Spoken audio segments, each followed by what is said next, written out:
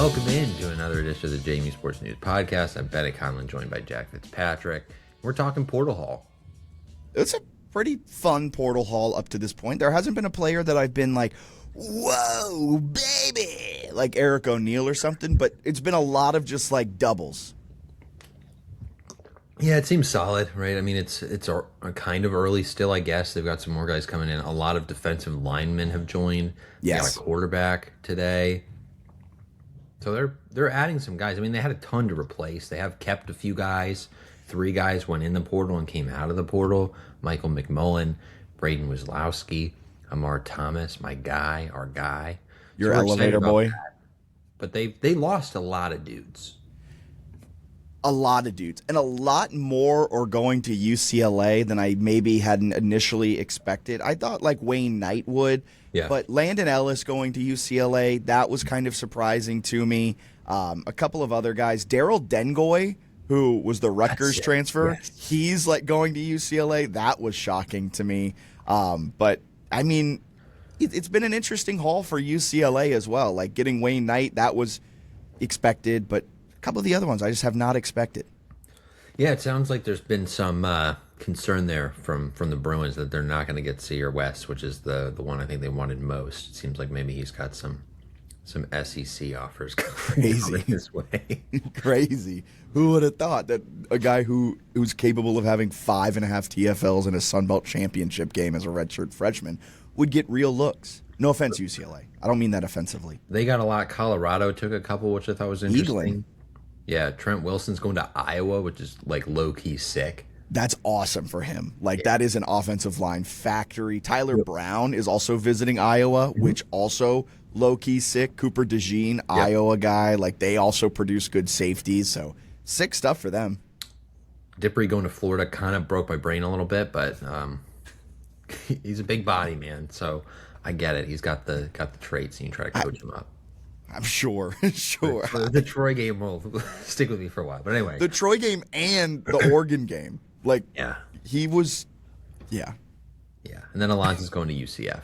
So they've, a lot of guys going to P4 schools. They're bringing in some good players, but again, like they're trying to retool a roster that lost a lot of talent.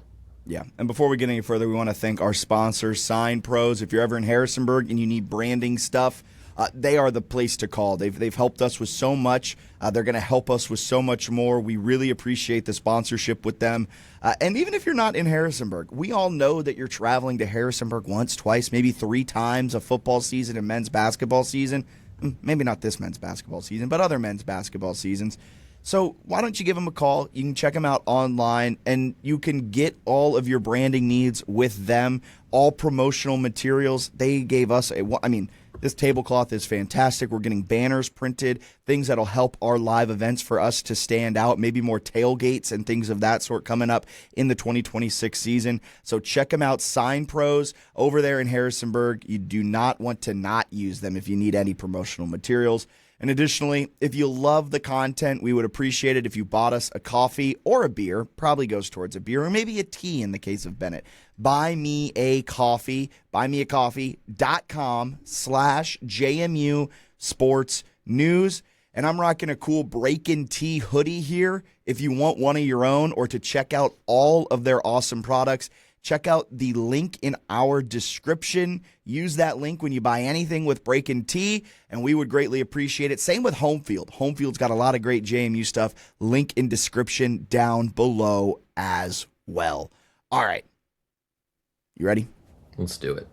So I do want to say first, before we dive into listener questions, what position do you think JMU needs to focus in on the most here in this next kind of week, this next wave of the transfer portal?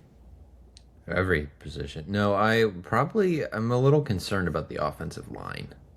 I think that's the one that has me the most worried. We're like J.D. Rayner, didn't really play in 2025. He played a game, but was an interesting depth piece and then goes to UCLA. It's Chesney thinks he could play in the Big Ten eventually. So losing that, and then also losing your starters, some of them to graduation, but Joseph Simmons was visiting Auburn recently. There's your left tackle's gone, your right tackle, McMurtry, graduated. Robel, one of your guards, is going to UCLA. Trent Wilson's going to Iowa. Sweezy hasn't landed a destination yet, so maybe you can keep him out of maybe he's one of the guys who comes back. I'm not sure, but that seems like a big one, right? You get Zach Greenberg back at center, and Deacon Rawls is coming back, and maybe could be your right tackle, but what else do you have along the offensive line where they have yet to officially add anybody via the portal? That's going to be a concern, I think. The front seven defensively, you see the makings of maybe a nice unit, but if you can't block, it's going to be tough offensively. So I assume they're looking at a bunch of guys, and they have some offers out, but that's the spot to me. You better be good up front. Yeah, a couple of the offers that they have out, they have an offer out to that freaky offensive lineman out of Florida that Napier recruited. They've got a couple of offers out to some ETSU guys. Cam Aiken, the offensive coordinator, you'd think that'd be a natural fit. We'll see how that plays out, but they've got the offers out. They've got a lot of guys that they're looking at that are behemoths of humans. Yeah. So they're really, really attacking it. But yeah, none of the offers have come through with official commitments. So as it stands now, that is a huge position of need. Gotta have linemen. Gotta have big linemen. You gotta have, I will say, man, a lot of people were like, wow, they really love big football players. And I think that's true of every team in the country. I don't think that's a Napier thing. I think everyone wants big athletic players. It's a matter of, can you get them? And he might be more equipped to get them than any other previous coach, given his experience, but then also the fact that they just played in the college football playoff. So I think that's the difference. It's not that it's not like Mike Houston liked tiny people, right? It's it's easier to get huge guys when you're a playoff team. Yeah, I mean, you look at, I do a lot of Division II basketball work, and you're like, oh, those guys have talent to play at the Division I level, but they're 6 foot playing the 4. They're not actually. That's an overreaction, but there's 5 playing the 5. Exactly. There's the 5 for Virginia Union. The dude drops 18 points per game. He shoots 70% from the floor. He's 6'9" and he can't rebound. And it's that's why he's got to work on it. He can't work on his height, but you're you got to stretch. You got to get taller. You got to go on the stretching machine and stretch yourself out. But some of the offensive linemen that have been offered, Enik Wangoy, a 6'7", 333-pound offensive lineman from Florida. Tyler Brown, an offensive lineman from Colorado. He played with Billy Napier at Louisiana. He's also spent time. He'd be a great one. He also spent some time at Jackson State. Mario Nash Jr. from Florida State. Daniel, do you call this Michael or Michelle? I'm not entirely sure. Okay, he's a 6'6", 328-pound offensive lineman from FIU. Lucas Simmons, a 6'8", 308-pound. He's a left tackle that I think he'd be so much fun because he's got the tools to be great. He's not committed anywhere yet. Frankie Tiniliu from ETSU, 6'6", 300. A realistic one. Yes, very realistic. Brody Bass, he's a JUCO starter. Could be a potential depth piece there as well. Sean Shahu from Saginaw Valley State. I think he just committed to Miami, Ohio. Okay, so he's off the table now. But there's a good amount of offensive lineman offers out there. But the thing I'll say too is Riley Robel was undersized but highly productive. Some of the guys they're recruiting are huge but have done nothing, or were really inconsistent at their previous stop. So it's different. They're recruiting some guys with a ton of potential, but just because they're 6'6" instead of 6'2" doesn't mean it's going to work out great. So I think that's the other point, is people are getting a little obsessed here occasionally with size, where they're we're going to be so big. I just want them to block, man. Yeah. So that leads us really well into JMU fan Jack's question. Yeah. How do you like Billy's portal approach so far? I think I've seen a couple of questions that kind of follow this same idea, where Billy Napier seems to have a different portal approach than Chesney, where Chesney went after the productive FCS guys a lot more aggressively. Billy Napier, you mentioned it on the offensive line, seems to be really attacking size and projections. Yeah, there's some of that, but he's done a lot more than I think people thought with the D2 FCS guy. Yeah, they were grinding D2 tape. They were got the grinding from Findlay. They got a guy from Nichols, Northern Arizona, University of Indianapolis, ETSU they've been after. West Florida might be their best guy. So I will say he's gone for the lower level guys a bunch. I'm interested to see offensive line, because that seems maybe more where he's going big guys who are at a P4 at one point. So that'll be interesting to see. But I don't know that we know that much about his portal strategy too much, and part of it is because they lost everybody. So his portal strategy is like, I need to add 35 guys, which means that like you can't be too picky at some points. Like you got to just bring dudes in who are depth pieces. Some of it they're bringing in guys that have like connection to coaches and coaches that know them. So like when they go to ETSU, that's where the offensive coordinator's from. When they bring in like a depth piece at defensive tackle from Western Kentucky, it's not a coincidence that their new defensive tackles coach was at Western Kentucky last year coaching the defensive tackles. So like the strategy is kind of like bring in what you know, bring in guys who can produce, bring in guys with size, which I think is pretty similar to like most places. Which is why, though, it is interesting that, like, the Enik Wangoy, the 6'7", 333-pound offensive lineman, that was a guy Napier really recruited, and it's a guy he knows. So despite him not playing over 2 years, he still has 3 years of eligibility. Napier must think he has at least some ability to be like, hey, why don't you come over here too? Yeah. And I think that might be the case with some of these unproven Power 4 guys, like some of the Florida State players that they've offered. I think they've offered 2 Florida State offensive linemen.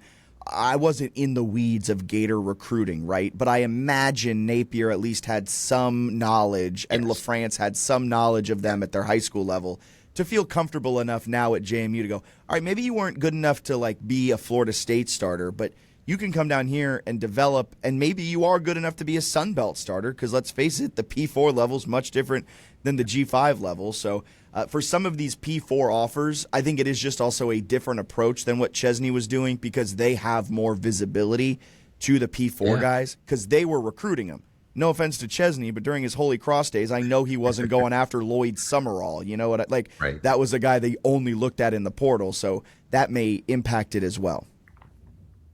Yeah, so it's fun to watch him kind of attack it and go after it, and we'll see what it ends up looking like. They've got a lot of work left, but I think you start to get excited about what they're doing defensively. And I think a lot of that, too, is like some of it is just how things line up with like maybe you really like some D2 guys and you can start recruiting them earlier defensively and then they commit earlier. I don't think it's like God, he really is just putting all his time and energy into the defensive line. I think it's just almost more of a coincidence when they committed.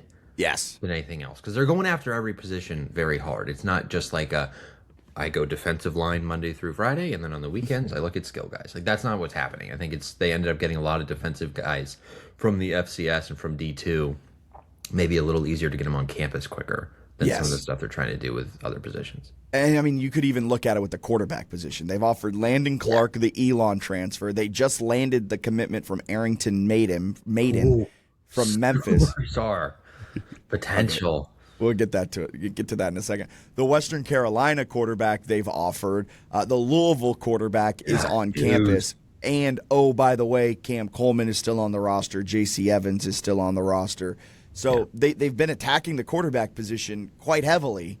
It's just none of those guys have committed. In the case of Landon Clark, it's probably because he's at Kentucky and Michigan, and I think he visited LSU in there as well.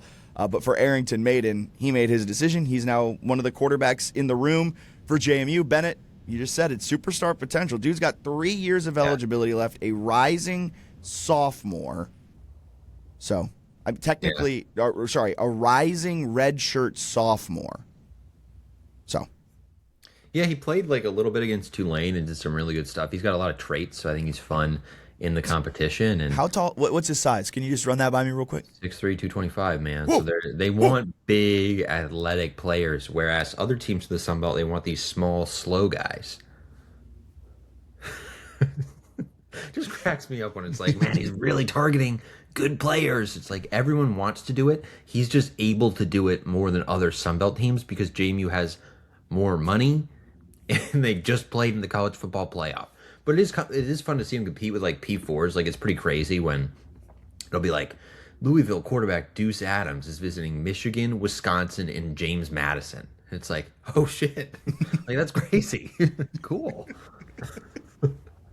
Well, who was it that didn't they win a recruiting battle recently over like Power 4 schools with one of the guys that just committed? Kevin Roberts had offers from Georgia Tech, Wake Forest, Houston, among others, and he has going to JMU. So like they've had some of these where their guys were getting offered by a bunch of P4s or really high end G5s, and they're picking JMU. So their level of guy they're recruiting has changed dramatically in the last like 3 years. Speaking of guys that they're recruiting, this leads us well into Ryan Rutherford's question. Is this LSU transfer the highest rated recruit in JMU history? He was a top 100 recruit coming out of high school. I think he was 43rd, actually. It's hard to say. Yes, listed as the nation's number 43 wide receiver. Oh, sorry. But I also, that doesn't sound right. Because I saw him as a top 100 recruit. They had 43 receivers in the top 100. Yeah, he was named as a top 100 recruit according to LSU's write-up. Yeah, okay. I don't know where they got 43rd from. Because I'm seeing on 24/7 when he's coming out of high school, he was the 13th wide receiver, which make way more sense. Okay. And he was number 64 nationally. Okay. It's like impossible to find historical data from like the G5 programs on this. At least I was having a very hard time. I would happily go out on a limb and say that he is, if he had committed to JMU out of high school, he would have been the highest rated JMU. What was committed. Petaway? He was a 4, but I don't think he was that high, right? Petaway was a top 150 recruit. Okay. Yeah, I think, what is it, Billiot? Or I think it's pronounced like Billiot. Yeah, Kylan Billiot or Billy O. Or Billy Hot, or who knows? But I anyway. mean, if it's French, it's probably like Billy O. Billy O.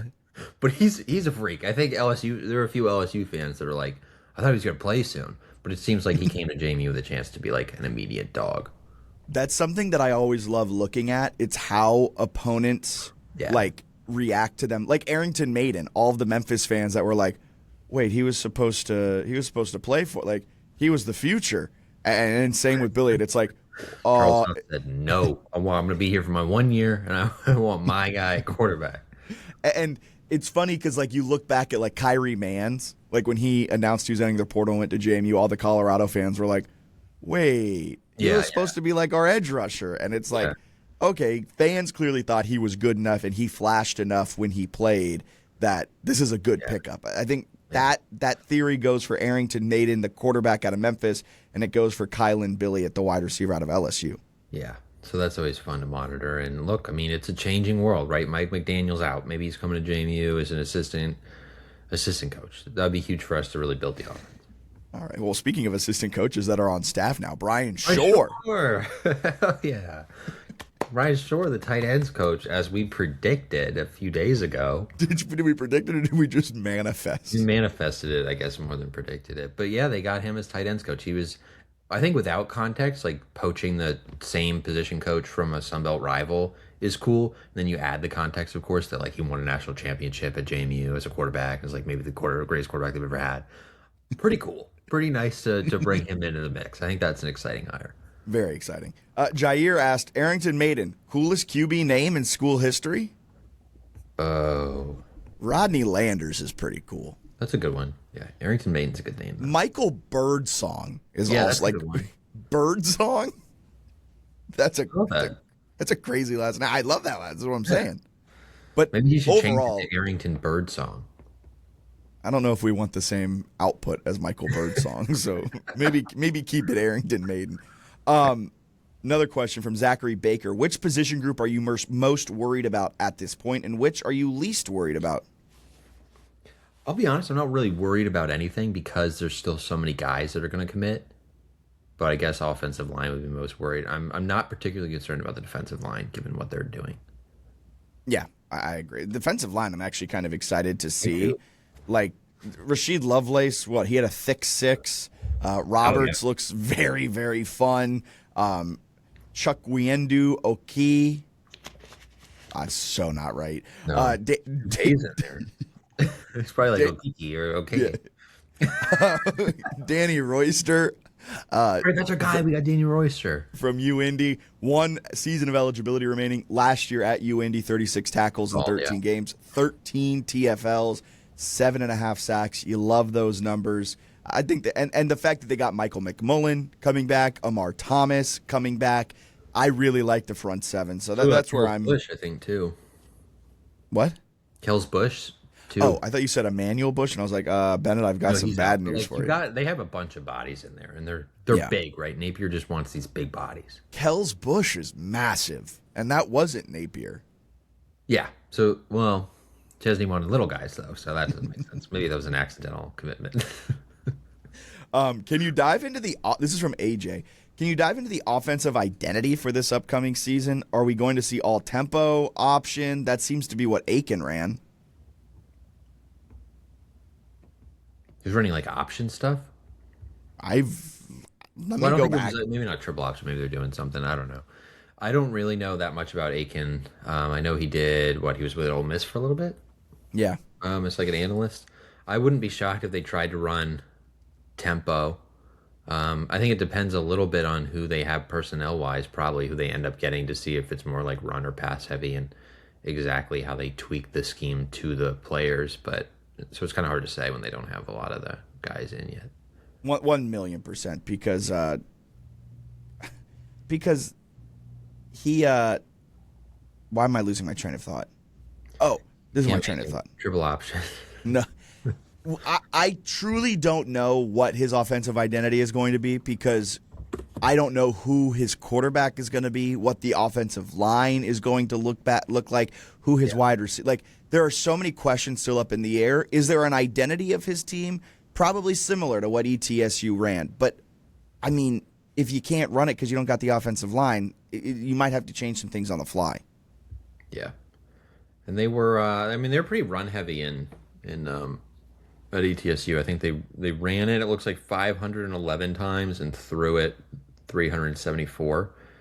So they were a little shifted toward the run, but I think it also depends on like who your personnel is because they were like they had a bunch of quarterbacks. They had 2 quarterbacks throw at least 125 passes last year. So it was like they were abysmal quarterback. Like Cade McNamara is terrible. They had him they had basically P4 drop downs kind of like rotating at quarterback. So they stuck with the run a lot because I think it fit what they had. But if they have a guy who can sling it, whether it's Cam Coleman or someone else, it could certainly change how they approach the offense. I agree wholeheartedly.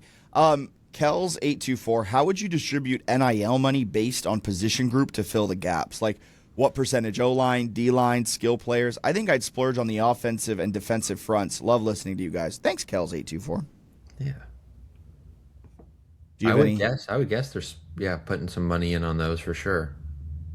I don't think you get Kevin Roberts like to not go to Houston and Georgia Tech for free. Like so I'm guessing like I don't think you bring Amar Thomas and McMullen back like by giving them a single dollar. You know what I mean? Like they're paying them.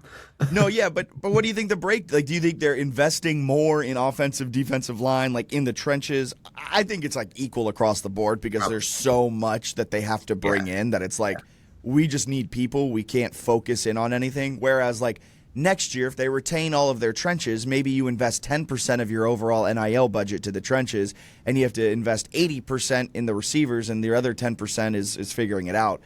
I think the distribution's probably pretty even right now, and I think they've got a pretty darn good NIL war chest, all things considered. Yeah, I also think it depends like on the individual player, right? Where if it's like a former top 100 star receiver from LSU, like maybe that's different than a guy who played D2 and his other offers like Temple. You know what I mean? Yes. So like if you're trying like they offered the wide receiver from ETSU, Jeremiah Harrison, who's also has visited Michigan State and Ole Miss. If they get him, like, you're going to have to pay something. And then also convince him that, like, whatever he's being paid, the chance to get more playing time and then develop and maybe go to a P4 later would be worth that investment. So you certainly have to pay guys, but there's other guys too, right? Like the offensive lineman from Florida, really good, really big, but he hasn't played a game in 2 years.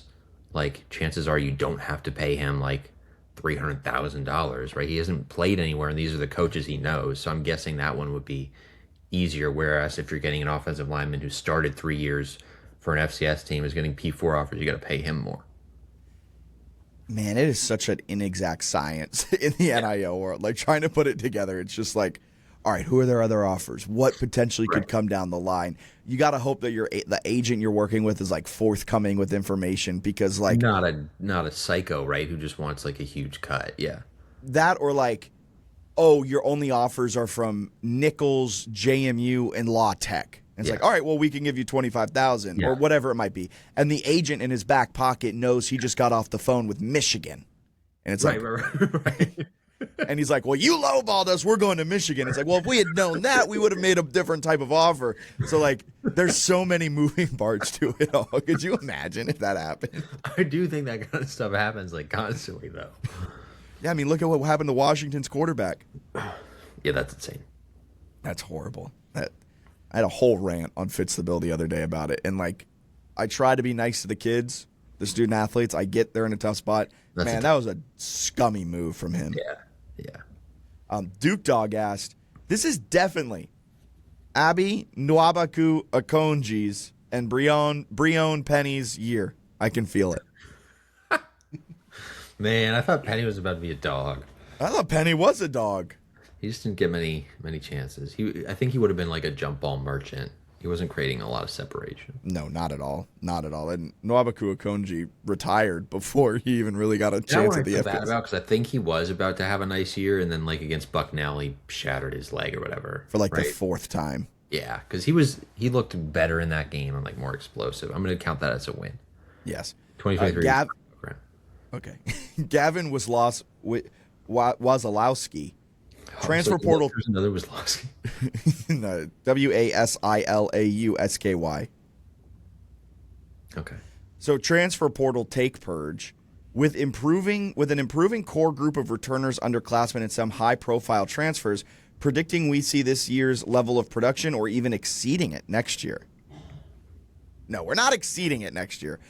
If your hope and prayer going into 2026 is college football playoff, that's awesome for you. Get that out of your head. And I'm not saying that as a hater. I'm saying that as, when was the last time you saw a college football playoff team that had 60-plus new players on the roster? Because I think that's what this team is going to be. This team has a full, not as crazy as the Indiana year when Cignetti left, but it is a pretty massive overhaul where you're having to replace your wide receiver 1, 2, and 3. You're having to replace your RB1, your RB2. Was Petaway RB2, like in terms of overall yardage? I forget. Probably not. But like, you're replacing so much that it's going to be very hard to exceed this year. There is a great group of returners. It's led by Michael McMullen, Amar Thomas, Braden Wislowski. Hey, you got Chase Regan coming back. That's awesome. KJ Flo's coming back. Michael Scott's coming back. Deacon Rawls is coming back. Zach Greenberg is coming back. All of those guys. But that core group is not better than what the returners would have been if AB3 came back and Landon Ellis came back and Wayne Knight came back. Like, they have a good core. They're in a better spot than they were at this point in 2024, but they still have a lot to go through. Sluka ran for more yards than Petaway, for what it's worth. Big win, huge play. Don't just remember it, wear the moment. Breaking Team makes shirts that capture the game's biggest highlights right as they happen. Gear up today using the link in the description. College football's back, and it's time to upgrade your game day gear. Right now, claim 15% off at Home Field. The best retro and vintage apparel in the game. Rep JMU in style. Don't wait. Check the link in description to get your 15% off. Love JMU Sports News? Help us keep bringing you the best coverage we possibly can. Support the show and fuel our work at buymeacoffee.com/JMU Sports News. Every cup keeps us rolling all season long. Buymeacoffee.com/JMU Sports News. For more than 20 years, SignPro has been proudly serving the Valley, helping local businesses stand out and get noticed. Whether it's vehicle wraps that turn heads on the road, dimensional signs that elevate your storefront, or long-lasting banners with yard signs, we bring quality and experience to every project. With a reputation built on craftsmanship and trust, we're here to make your message impossible to miss. Visit mysignpros.net and let's showcase your business with confidence. That's mysignpros.net. Didn't get many touches.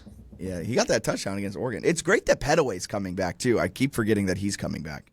They do have some good players returning. It's just they lost like a lot to P4 teams, which is why it was so funny when it's the playoff and it's like, wow, these guys are just totally overmatched. And then it's like, really? Because like a lot of them are going to be on Big 10 and Big 12 teams. Like Trent Wilson, is he going to be able to hold up? And like now Iowa's like, come, please join the best offensive line in the country. No AB3's with Scott Frost, who like helped orchestrate Marcus Mariota's Heisman year, and Mackenzie Milton is his QB coach, and they're like, we think you are going to be good at football. Yeah, like a tight end that nobody knew about from Oregon fans or anyone in the media is playing at Florida. Also, side note, screw UCF. Yeah, they took Noe and now Barnett, and then also Rocco Marriott. Yeah, and Rocco Marriott. Like, come on, guys. It is funny when there's like people who go to like Rutgers taking a couple last year. It's like, what the hell? Well, at least they lost Daryl Dengoy and Eric O'Neill to graduation. Yeah, so they're dead. Rutgers is dead. Yeah, sucks for them. Yavin Perez asked who's going to be the starting QB. Are Coleman and Evans returning? What kind of offense is Coach Napier going to run? We kind of answered the offense question. We'll have that deeper dove into next podcast. But on the QB front, Coleman, Evans returning. Arrington Maiden is coming in, a Memphis transfer with 3 years of eligibility. Along with that, Landon Clark has an offer. Western Carolina's quarterback, who put up, 51 touchdowns to like 3 picks, has an offer out to him. The Louisville backup is visiting JMU.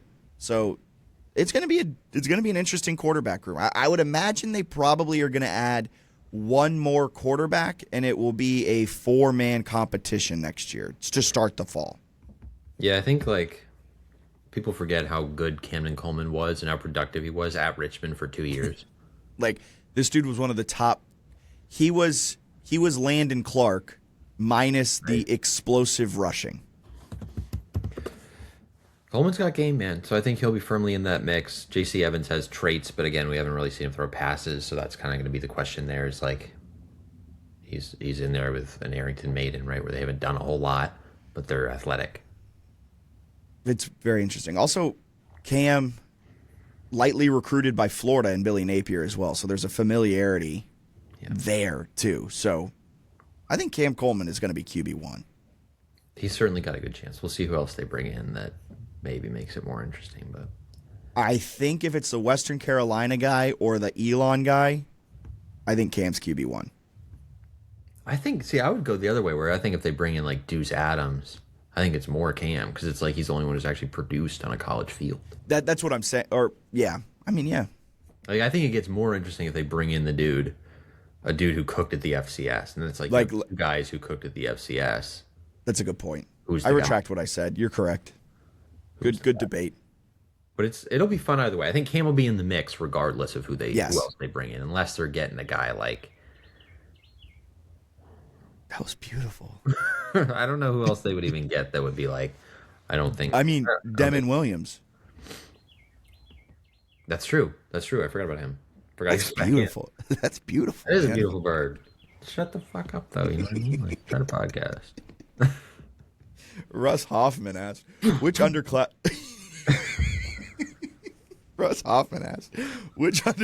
who are sticking around are poised to rise up? Chaos is a ladder. I've never heard that saying before. This bird's really pissing me off. I don't know. I feel like Chase Regan and Flo or I guess they'll be juniors next year. But yeah, come on, man. Play within the parameters. I don't know if there's anybody the underclassmen that stand out. Is Trayshawn Dye, I guess. Michael Scott. Yeah, Michael Scott. Michael Scott's a good one. I think it's Michael Scott. Yeah, that's probably. I think Trayshawn Dye will be my pick. And then there are some linemen that I kind of like Deacon Rawls, Jacoby Campbell. They do have some offensive linemen who are young that are very talented. I will say that when I talk about the offensive line. In college football, the video game, Jacoby Campbell, dog. Yeah, he can go. He can go a little bit. JMU Gentleman asked, the transfer portal is just bullshit. It literally shuffles the table each year in a way that disrupts program stability, much less academics. How does JMU strengthen its hand? I love this question because it's like, it's stupid, it's horrible. Now, how does JMU got to find a way to make money off of this? It's like, I hate it. It's horrible. Now, how can we get JMU better at it? Yeah, how do we cook, though? That's a good question. But, I mean, the NIL war chest just has to increase. Like, that's how you cook at it. Continue having success. And get more money. Join a P4. Join a P4, get more media rights deal, have better rev share deals. And then also, if you lean into the fact that you could say, come here, you'll get nationally noticed. We've been ranked every year we've been in the FBS. One of them they weren't. Was it 24? 24. Yeah, so Chesney only won for 2 for being ranked, yeah. Yikes. Good luck, UCLA. So if the Brewers expect to be ranked this year, they have another thing coming. Enjoy your second-year playoff appearance, you fools. So where was I going with that? Oh, you can come if you can pitch it to them. We're like, come here, ball out. You'll be nationally noticed. Yeah, exactly. And then you can Animal go mentality, dog mentality. Yeah. That's our answer to how does it improve. No, our answer is. It's a beautiful songbird. Bridgeforth Burner asked, how would you say this year's recruiting class compares to years in recent past so far? Good. I don't know.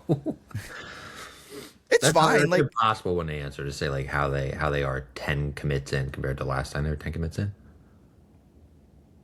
I think so far they're pacing very well, and they've got some nice offers still out there that are still very much in play. Like this transfer portal class right now, it's good, and it could become great, and they're still offering kids every day.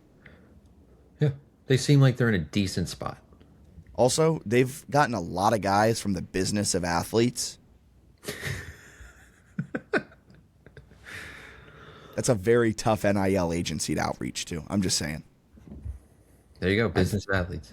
I've DM'd them. I've emailed them. I've DM'd their specific agents. None of them are getting back to me. So the fact that goddamn transfer interviews. That's why we haven't had as many. It's impossible, man. These kids, these agents nowadays aren't responding to DMs. These people. Look, if you want to see a player interviewed, here's how we do it. Let's bootstrap it. If you want to see a player interviewed, tag them a lot. And just Adam, and then say, go on at JMU Sports News Podcast and at Duke's Recruits, and then just keep sending that, and then sending that. I might make a burner. Like, oh my God, dude, congrats. You got to get on JMU Sports News Podcast. Have you heard that they went viral? Yeah, exactly. And then tweet it. You know how everyone's like tweeting out like the Pat McAfee thing? Yeah. You just tweet out our college game day things. Like, we were featured on college game day. You could be too. Also, you could be too. The irony in posting the college game day Pat McAfee clip from the App State game when you're hyping up the program. Anyone else notice that? That's a game JMU lost in like heartbreaking fashion that ended a lawsuit. I feel like there's better games to hype up. I try not to talk about college game day too much anymore. Who would have thought that we would go from being the laughingstock of that to being featured on it? Yeah, maybe they didn't see the first part. You think Reese Davis was in the production meeting? Aren't those the fools that said we were going there? They would have preferred it. Oh, 1,000%. You good? Yeah, man. I still get my throat clogged up after this illness. I'm sorry, man. Did you get the new COVID strain? I don't know what I got, but I feel stronger for it, and I feel like I got spider powers coming. Also, shout out to your JMU Sports News quarter zip, the old logo. Vintage right there. That is vintage. That probably goes for like $4 on the open black market. Dude. Maybe I should put it in like JMU Nation. Rare. Sports News quarter zip. Very used. One of one. Hell yeah. This is from Shit Baseless. How has Coach Napier approaching the portal different? Oh, that was the question that I was. JMU fan Jack asked the same question. Gotcha. Hall Jones asked, are you feeling less negative about 2026 given the transfer portal signing so far? Bennett? Yeah, I think my brain comes back around once they start getting commits. I will say, I forget who it was that tweeted this, but it is so true that the portal sucks now because you lose all of your players, and then the only offers you see going out are to like JUCO kids, and you have to wait like 2 weeks before January 2nd hits, and then you're like, oh, okay, we're offering Florida kids. We're offering like the best CAA quarterback. This is fun. This is fun again. But for those 2 weeks, you're sitting there and you're like, Jamie's ruined. Nothing's ever going to help. I still think they're going to be in for an uphill battle next year. Nice like that they're like playing well because they get like Hayes Fawcett's making like LSU to JMU graphics, which I think Lawrence Smith had pointed out. It's like that would have been crazy a decade ago. That like not maybe somebody going from LSU to JMU, like they've had guys from Power Force Com or whatever, Vadley from Georgia Tech, but it was not getting like fanfare, right? There was not some graphic being like Vadley is a Duke. It's crazy now that it's like they sign a guy and it gets like legit recruiting attention. Like Matt Zenitz of CBS Sports is like, sources are telling me that insert name here is committed to JMU, and it's like oh. Yeah, he's doing a sources are telling me Brian Shore is going to be the tight ends coach. Yeah, they were not getting tight ends coach news like a decade. Really hurts our spot though, because that was news we broke the defensive coordinator news last year, and I don't think I'm breaking it this year. No, probably not. They already got one. Good point. We still have a chance though, man. You never know. We could start doing that. We should start breaking stuff weeks later. Danny Royster is a Duke. Confirmed. Proud Black Matt. I imagine you'll talk about Maiden. That was his question? Yes. Okay. Yeah. Seems like he could be a baller, but we don't know yet. I think the QB competition, I think Cam Coleman right now is the front runner to be QB1 just based off of my eye test. Spring game, going to get a lot of eyeballs, I feel like. The QB competition is going to be an absolute blast. And you did bring up a really good point. Like, Cam redshirted this last year, so he's going to be a redshirt junior, still 2 years of eligibility left. It is forgotten how productive he was at Richmond in a run-first offense that wasn't catered to his ability. Yes. It was catered, in all fairness, and look, this is what they thought was going to happen. They thought it was going to be the Kyle Wickersham show. It wasn't. He got hurt. Cam stole the starting job, but it was an offense catered around Kyle Wickersham. And that happened both his freshman year and his sophomore year. He forced the coaching staff to play him because he was so good. And then he went on to be one of the top QBs in the CAA. Like, he's a very good quarterback. Yeah, and I think that is forgotten because he was clipboard Jesus this last year because he was redshirting because Chesney saw something in him. And it is a huge bonus that Jamie was able to retain him. Yeah, I mean, he probably led the team in butt pats, right? He was all over there as a teammate on the sideline. He's a good dude. He's a leader, and he's a baller. So I think it's fun when like the shiny new toys come in where it's like, oh my God, we just got this receiver from LSU, which is true. Very exciting. But like Michael Scott's coming back, Dylan Williams, like they have guys at certain positions. The same is true as quarterback, where it's like Maiden is very exciting, but like so is Cam. Yes. Kylan Billy at LSU, I think he's going to be fantastic, but there's been a lot. There's been like a long list of like fun name DBs or wide receivers that come in from a P4, and you're like, can't wait, and then, yeah, got to see. But I think Billy is actually like legit. I think he's more of the Go Byra Petaway mold. Yeah, because he redshirted 2024, barely played, saw the field I think once in 2025, but 6'3", 195. Should be a fun receiver. LSU Football Report asked, can anyone at JMU cook gumbo for Special K223? That's Kylan's Twitter name. Bottled roux not authorized. I did not know bottled roux was an option. Whoever's using bottled roux, learn how to cook. A roux is so... Do you know how to make a roux? Oh, my God. I'm always making roux. Yeah? Yep. What goes in it? Look, I don't make roux. I'm using bottled roux. I don't know. You're What a Googling bottled- roux. Do you know how to spell roux? No, I'm spelling it wrong as we speak. ROUX. Yeah, I was not getting the X.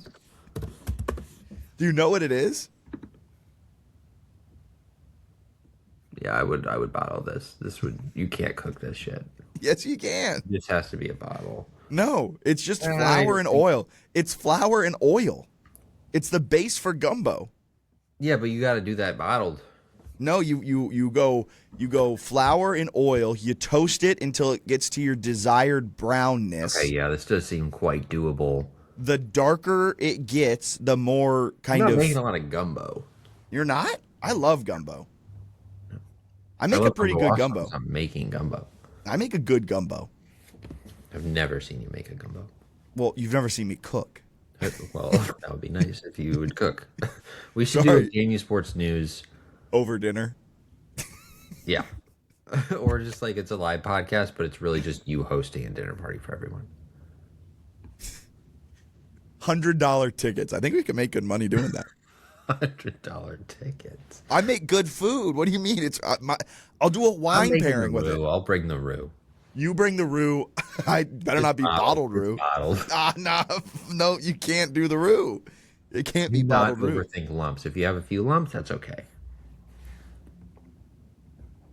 You also have to use a cast iron or a heavy bottom dish and a wooden spoon because you got to cook it at like high heat, medium high heat, preference to the high, but you've always got to keep spinning. It can't burn. You cannot burn. If you burn your roux, it starts to the garlicky grains. I have a burn on my arm. You can't really see it here in the lighting here, but I have a burn on my arm from roux. I was making roux once, and it's oil and flour, so it's a thicker mixture, right? My whisk got caught on the bottom of the pan, and it flicked up, and the roux hit my arm, and it's like boiling oil roux. One of the worst burns I've ever had. I still got scars on my arm. Huh. I knew you came for this, actually. You were waiting for the 45th minute of the podcast to get to my roux story. All right, Fortitude Fitness asked, what do you guys think of the QB room? Do a couple more guys make it back from the portal and come back? That's a two-part question. First, QB room, I think we've talked about it. Probably adding one more player. Do a couple more guys make it back from the portal and come back? Maybe. Yeah, who could say? The transfers that are still out there, we have them listed on Twitter, on JMUSportsNews.com, also known as Twitter. Kai Callan, he's still out there. Jacob Bailey, still out there. Stephen Hollander, still out there. Drew Spinagati, probably to UCLA. Has that been officially announced? I haven't seen it, but... Carter Sweezy, still out there. Sahir West, still out there. Joe Simmons, still out there. Tyler Brown, still out there. Jacob Holenschelt, still out there. Cristiano Rosa, still out there. Jacob Bailey, still out there. And Andrew Van Slyke, still out there. Bailey, Van Slyke, Rosa, Hohenschelt, not coming back. Tyler Brown, not coming back. Joe Simmons, not coming back. Sahir West, definitely not coming back. Carter Sweezy may come back. Drew Spinagati, probably not coming back. Kai Callan, I would imagine he probably isn't returning, and neither is Jacob Bailey. Yeah, that's fair. Duke's asked, starting QB with Memphis transfer coming in, does JC hit the portal or Cam? No, I don't think either do. I don't know. I definitely don't think Cam will, but Cam should be in the mix. Yeah, I think Cam should be the front runner to be QB1. Yeah. I think he will succeed as QB1. Yeah. All right, anything else you got to add? No. Men's basketball? I don't want to talk about them right now. They suck. We got a couple of questions. I avoided them on purpose, but a couple of questions. They're 8-8. They're not good. Someone asked, "What's Spradlin's buyout?" All right, they're not that bad. I don't know. They rank 300. You're two. No, I know they're not, but it's a question that fans can ask. They're 300th in the nation in defensive efficiency. There's 365 teams. Actually, has improved. It was like 320 the other day. And they're 134th in offensive efficiency. in conference-only play. Granted, that's a small sample because they've only played 4 conference games. They rank 8th in offensive efficiency, 11th in defensive efficiency. However, this makes no sense. Teams' effective field goal percentage against them is 45.4, which is best in the conference. Yeah, it's because I just have so many beefs with how they try to play basketball. But they can't turn you over. They make no effort to. They like it's in. They're 357th in the nation in opponent turnover percentage because they're not attempting to get turnovers. And then you look at Vanderbilt. Have you had a chance to look at Vanderbilt this year? Very good. Aren't they undefeated? 15-0 after last night's win over Alabama. 15-0. What's their turnover percentage? Their turnover fiends. And like steal percentage, they're 17th in the country in steal percentage. And then they play fast. Their tempo, 39th. So we went from a fast, exciting team forcing turnovers to a team that makes no attempt to force turnovers and intentionally slows down the pace while also not winning. I fully don't understand the logic there, but that's fine. But hey, Justin McBride is a dog. I don't understand the usage of Eddie Ricks either. Eddie Ricks was like they kept Eddie Ricks. This is awesome. He has one of the best offensive ratings on the team. Yeah. And yet he's used on less than 16% of offensive possessions despite playing 76% of the minutes. I don't know, man. That's per Probably Ken because Pom. the guards, like, they love to chuck. They got some chuckers. like Douglas and Cliff Davis, man. If they get the ball in their hands, they do facilitate a little bit, but well, yeah. If you look at it, McBride, Bradley Douglas, Cliff Davis, all account for more than 25% of the team's shots. So 3 players on the team account for over 3/4 of the team's shots. But I don't understand how that works.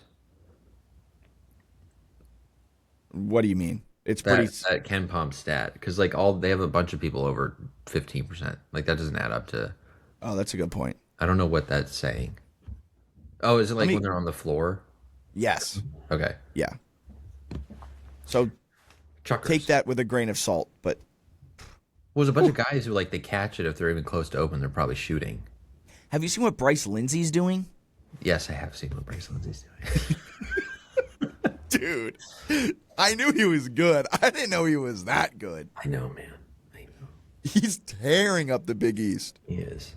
Every day I log on Instagram and there's like a new highlight reel of him posted by like the Big East Network going like, yep. He's so good. And I'm like, yeah, he is so good. All right. Well, anything else you got to add? No, I got to go to work.